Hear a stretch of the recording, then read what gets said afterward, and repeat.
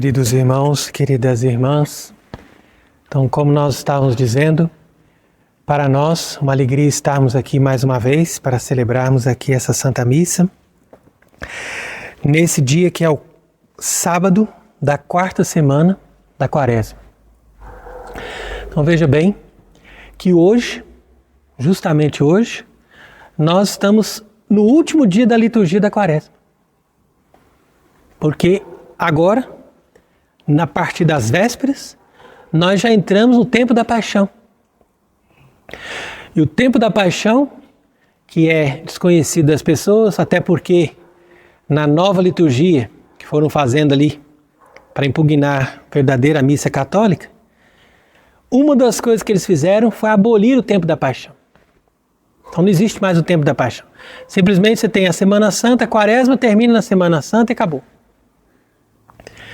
Mas o tempo da paixão é necessário por quê? Porque ele traz uma perspectiva diferente na medida em que na Quaresma nós estamos buscando a nossa conversão, enquanto que no tempo da paixão nós estamos buscando a nossa união com Cristo crucificado. É uma outra perspectiva. E isso mostra, é mais um argumento para mostrar que essa nova igreja não representa aqueles sentimentos e aquela fé que a Igreja Católica sempre teve. Então nós, inclusive, ontem estávamos visitando uma igreja que tem aqui em Aurém, que tem uma imagem de Nosso Senhor dos Passos.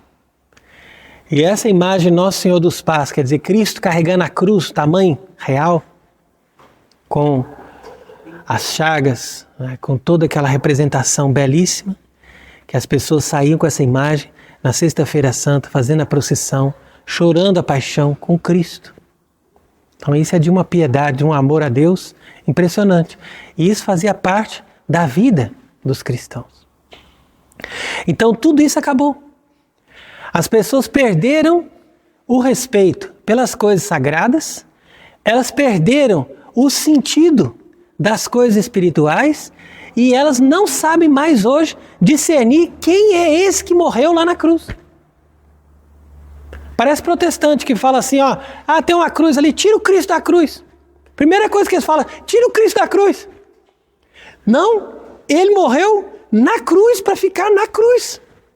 Por quê? Porque mesmo ele tendo ressuscitado, e mesmo a gente sabendo que a vida de Cristo já está muito além dos sofrimentos que ele teve na sua paixão, nós temos que ter compreensão de que ele, no seu sacrifício, se imolou uma vez por todas, e essa imolação é presente, ela não é passado. Ela é presente. Por quê? Porque enquanto houver os pecados no mundo, nosso Senhor Jesus Cristo está carregando a sua cruz pelos pecados do mundo. Se não for assim, não tem missa, não tem sacramento. Por que que é o único dia do ano que a gente não celebra a missa é a Sexta-feira Santa? Porque na Sexta-feira Santa não tem missa e não tem sacramento. Mas é por quê? Porque como que a igreja vai dar uma coisa de ressurreição se a igreja está de luto? Você percebe? E olha só que interessante, que nisso também esses traidores destruíram a liturgia. Porque na Sexta-feira Santa o sacerdote se põe de negro, porque ele está de luto com Cristo. Agora, se nós não temos esses sentimentos e não vamos na Sexta-feira Santa de luto ver o Cristo morto e beijar o Cristo morto, então o que adianta celebrar a Sexta-feira Santa? Agora eles falam assim, não, você coloca o paramento vermelho para mostrar que ele morreu, que ele derramou sangue, mas que nós estamos em festa, nós estamos na alegria. Inclusive quando eu morava no Brasil, que eu era seminarista, mais de 20 anos atrás, tinha um padre lá nesse convento onde eu estava, que foi celebrar a Sexta-feira Santa, E ele falou para as pessoas, na hora da homilia, falou assim, gente, vamos dar uma salva de palmas. Aí as pessoas falaram assim, não, mas nós estamos tristes. Ele falou assim, não é tempo de tristeza, é tempo de alegria. Cristo morreu, mas já está vivo, já acabou. Então, isso, digo nem que é culpa dele, é culpa de quem deu essa doutrina para ele, porque isso não é a Igreja Católica. Isso é a doutrina protestante. Na doutrina protestante, a primeira coisa que Lutero protestou e que Lutero quis inventar para poder criar uma nova religião foi dizer isso, olha, vocês ficam celebrando missa, vocês ficam celebrando a paixão. Não, Jesus já ressuscitou, acabou tudo. Jesus está sempre ressuscitado. Então, só existe uma celebração para eles, Jesus ressuscitado. Agora, Jesus não foi ressuscitado para esquecer da sua paixão. Se fosse assim, ele teria apresentado os discípulos, eu estou ressuscitado, acabou isso, vamos aqui agora falar de outra coisa. Não, ele apareceu na ressurreição mostrando as chagas. Falou assim, põe a mão aqui, veja aqui, Não foi brincadeira não, hein? Agora, você quer saber a coisa mais grave, mais triste que uma pessoa tem é a ingratidão. Então, se você veja uma mãe, por exemplo, que percebe que o filho não tem gratidão por aquilo que ela fez por ele, o coração dessa mãe fica magoado. Não é verdade? Por quê? Porque já passou o sofrimento dessa mãe, ela já teve a dor, já sofreu, já amamentou, já teve os trabalhos dela, mas aquele sofrimento está atrás com ela. Aquilo ali nunca vai acabar. Por quê? Porque ela viveu aquilo. Só ela sabe o que ela passou. Então, pode ser daqui a 3.000 anos, a 5.000 anos, quando essa mãe estiver lá no céu, ela vai dizer, eu sei o que eu passei para criar esse meu filho. E se o filho não tem reconhecimento por aquilo que ela fez, então esse filho é um ingrato. E esse filho está machucando o coração dessa mãe. Então a mesma coisa que nós devemos pensar em relação a Cristo na sua paixão. Por isso que agora nós entramos no tempo da paixão. E a igreja, na sua sabedoria, ela nos dá o tempo da quaresma e o tempo da paixão.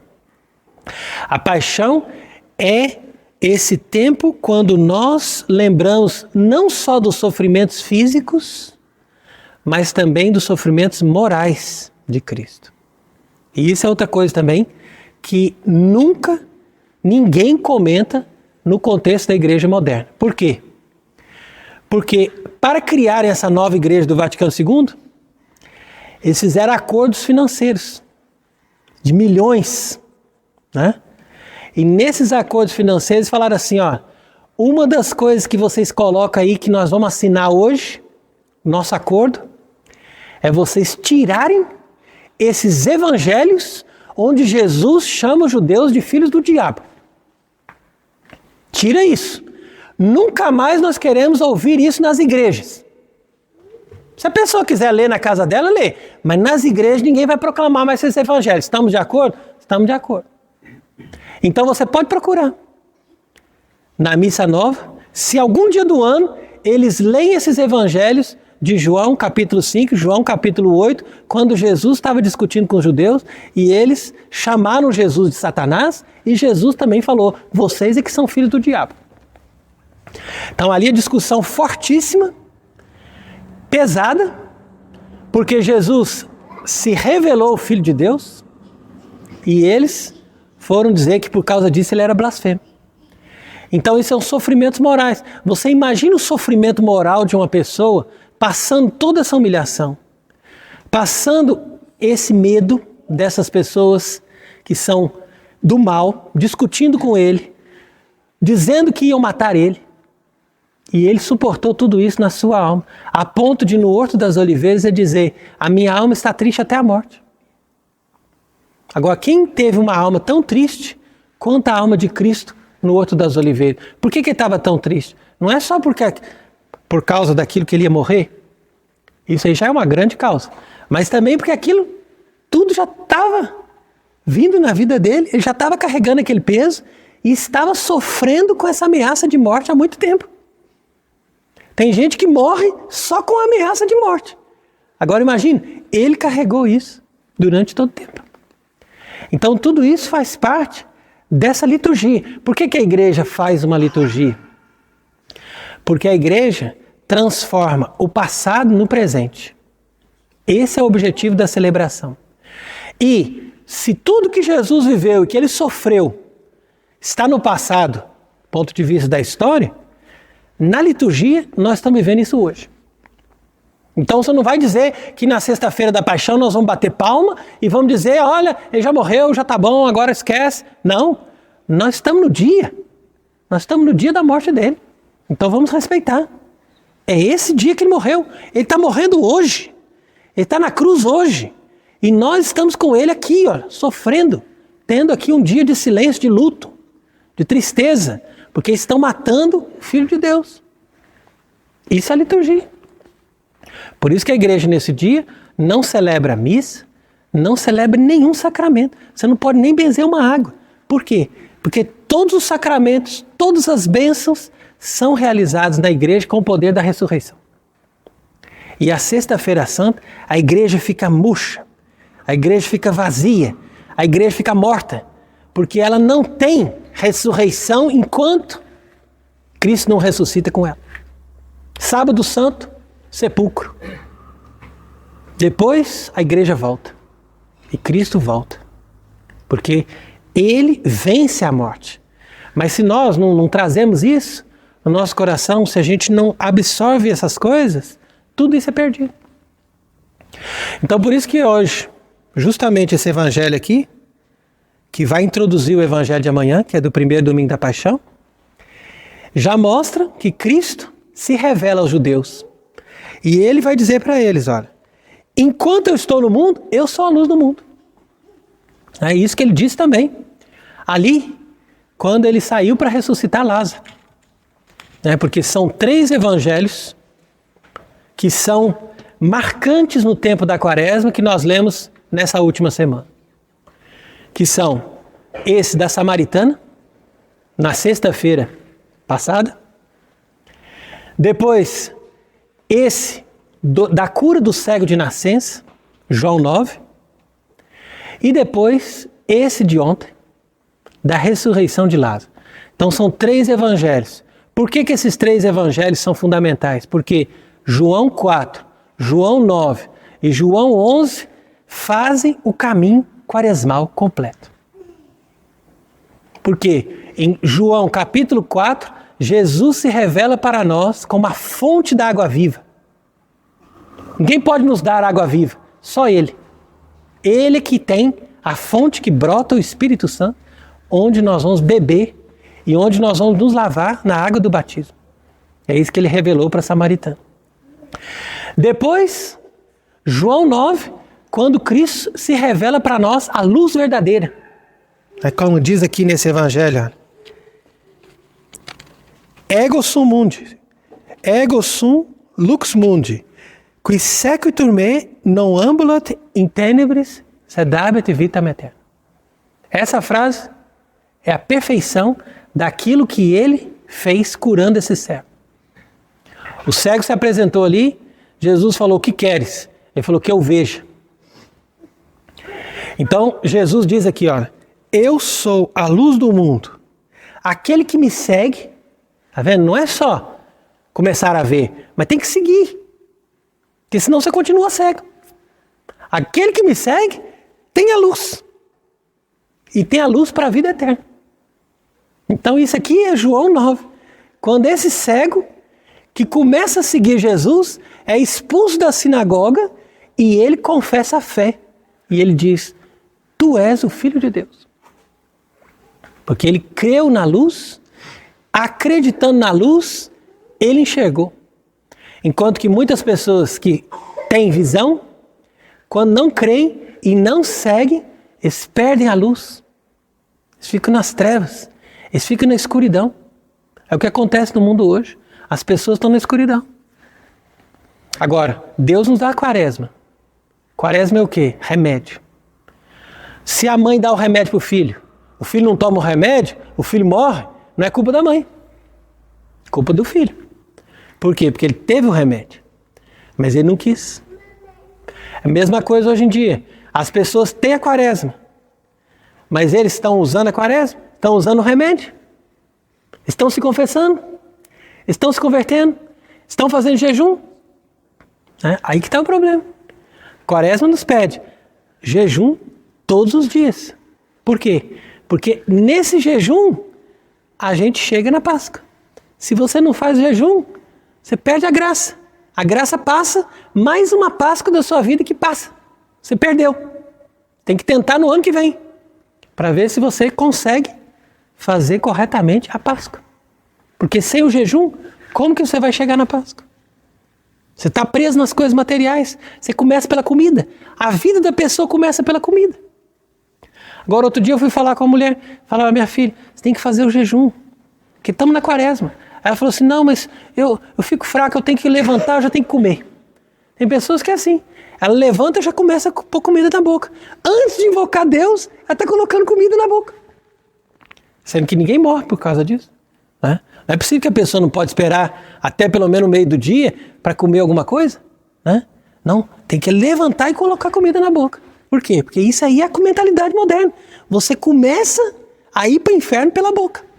Por quê? Porque se a pessoa não controla nem o que entra na boca, como que ela vai controlar o que sai da boca? Percebe? Então tudo vem na contaminação desse problema. A pessoa não faz o jejum, não faz a abstinência de carne, não obedece a quaresma, Deus dá o remédio, não tem o remédio, continua nas trevas. Depois vem João capítulo 11, porque Cristo foi ressuscitar Lázaro, que era amigo dele. Esse foi o auge, o milagre mais impressionante e foi a revelação suprema de Cristo. E por que esse milagre termina a quaresma? Porque Lázaro estava 4 dias no sepulcro. Lázaro representa o pecador. O pior pecador, Jesus vai ressuscitar.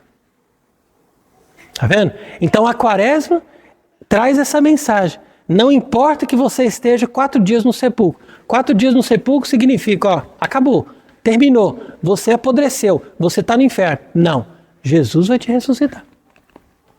Basta que você obedeça a palavra de Deus. Porque quando Jesus gritou, Lázaro, vem para fora, Lázaro não ouviu no ouvido corporal dele, porque o ouvido corporal dele não tinha mais nem calor.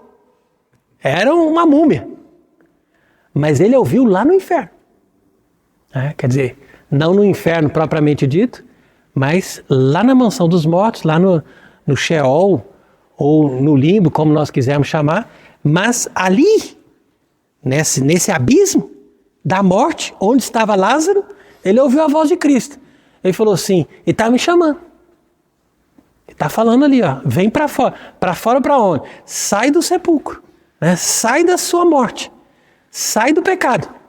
E ali nessa hora, Lázaro saiu do sepulcro. Então você veja que é interessante isso, porque apesar de Lázaro estar morto há tanto tempo, ele teve que tirar força para sair do sepulcro. E só obedecendo a palavra de Cristo. Cristo só facilitou o caminho dele falando, ó, tira a pedra. Que também você vai exigir demais do Lázaro, né? Ele também não vai arrancar essa pedra. Mas você tirando a pedra, fazendo essa gentileza, ele vai sair. Tá vendo? Então a gente tem que ajudar a pessoa, mas a gente não pode também empurrar a pessoa. Ele que tem que sair pela força dele. Ele tem que escutar a voz de Deus e obedecer. Então isso é quaresma. Você vê que esses 3 evangelhos resumem bem esse tempo de purificação. Agora, a partir de hoje, nosso Senhor entra em debate com os judeus. E quando eu falo dos judeus, eu não estou discriminando uma raça, nem estou dizendo que a gente tem que odiar esse povo. Ao contrário, nós temos que amar a raça de onde veio, a semente de Abraão, de onde veio Cristo. Mas os judeus que negam Cristo, eles se tornam gravemente culpados. Por quê? Porque eles tinham um privilégio a mais e ao invés de acolher, eles negaram. Então, se o judeu nega nosso Senhor Jesus Cristo, ele se torna culpado duplamente. Por quê? Porque ele veio de um povo abençoado e não usou dessa bênção. E segundo, ele podendo ouvir a palavra de Deus e acreditar, e não acreditou. Isso foi o que aconteceu com os judeus. Mas tem muitos católicos também que estão na mesma escuridão. Por quê? Porque como Jesus disse aqui no evangelho de hoje, vocês julgam com os critérios humanos. Então isso que é o perigo do ser humano. O ser humano, ele tem mania de julgar as coisas e julgar as pessoas com os critérios humanos. Ele não vê como que Deus vê aquela situação. Então em tudo, nós temos que nos acostumar a nos submeter à mentalidade de Deus. Porque é Deus é que diz, isso é bom, isso não é bom. É Deus é que diz, olha, é por aqui, não é por aqui. Deus é que sabe. Então, essa mentalidade, ou seja, essa compreensão de que Deus é que guia a nossa vida, as pessoas já não têm mais. E as pessoas fazem como Eva fez, quando caiu na conversa da serpente. A serpente falou assim, larga a mão, esquece essa história de que Deus está te dizendo, ele está te enganando. Ele na verdade está te enganando. Ele não quer que você coma porque isso daqui vai te dar uma coisa que ele não quer que você tenha. Então pode comer tranquilo, vai por mim, que esse fruto é bom e você vai ficar satisfeito, você vai gostar muito. A Eva olhou e falou, não, então eu vou comer. Então eu vou comer, porque eu acho que é bom mesmo. Mas olha, pensa bem, se a pessoa tem obediência à palavra de Deus, e se ela sabe que aquilo ali não é um caminho correto, ela obedece. Então obedecer à voz de Deus é tão simples. Basta você seguir o que Deus te pede. Tem as situações da vida, que a gente vai julgar segundo o discernimento de Deus, e tem a própria palavra de Deus, a própria palavra da igreja, o ensinamento do magistério da igreja, que já diz, olha, é assim. Isso é revelado. Não somos nós que estamos acima de Deus e vamos ter o orgulho de dizer, não, eu que sei. Não, Deus é que sabe. Então, quando a gente escuta esse evangelho, quando a gente vai tendo a noção de todas essas coisas, nós vamos vendo o quanto é séria a nossa salvação. E o quanto nós precisamos, cada dia, aproveitar de cada coisa que Deus nos dá, porque hoje Deus não está nos dando aqui uma missa, está nos permitindo escutar a palavra dele. Mas isso é uma coisa rara, porque cada dia mais no mundo, eles estão querendo destruir a palavra de Deus. Ou eles vão deturpar, ou eles vão silenciar. De uma forma ou outra, eles querem destruir a palavra de Deus. E principalmente aqui em Fátima, que era o último reduto onde Nossa Senhora ainda podia falar em algum lugar da Europa, porque na França já ninguém ia escutar mais.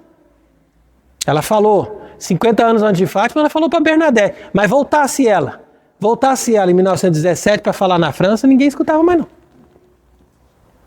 Então o último reduto que alguém estava escutando, alguma palavra de Deus, ou alguma mensagem de Nossa Senhora, foi ali, para esse campo aqui para baixo. E o pessoal escutou na época, mas hoje em dia eles não estão escutando nada. Tudo virou devoção, tudo virou só conversa. Ninguém tem mais compromisso com a palavra de Deus, nem com aquilo que Nossa Senhora pediu. Isso é mais um testemunho contra eles, porque as igrejas deles vão ser todas destruídas. Isso aí, tudo Deus vai acabar com isso. Eles podem fazer a igreja bonita, bem arquitetonicamente construída, com mármores maravilhosos. Tudo isso vai ser destruído, como foi destruído aquele maldito templo de Jerusalém. Tudo isso acabou. Por quê? Porque é pura vaidade humana, não tem nada de verdadeira religião. Então nós temos que agora usar desses conceitos e dessas coisas que nós estamos aprendendo, porque a palavra de Deus hoje já está nos mostrando que o nosso tempo é ruim, que o nosso tempo é difícil. Então, usando disso, nós tenhamos coragem de nos levantar contra. Dizer, não, eu sou contra. Se quiser me matar, pode me matar. Mas eu estou aqui, sou contra, porque eu sigo Cristo, Filho de Deus, verdadeiro, morreu na cruz e continua na cruz enquanto existiu pecado no mundo. Ele está lá ressuscitado no céu, mas ao mesmo tempo traz as marcas da sua paixão. E a sua paixão é a única coisa, pode ter certeza, é a única coisa que pode salvar o ser humano. Se o ser humano não aproveitar e não buscar Cristo crucificado enquanto é tempo, não tem conversa. Não tem conversa. Desceu lá embaixo, o diabo falou, não, meu filho, aqui agora não sai mais. Você teve o seu tempo, você teve a sua oportunidade, agora chegou aqui, seja bem recebido no inferno e fique aí. Pronto, não tem mais saída.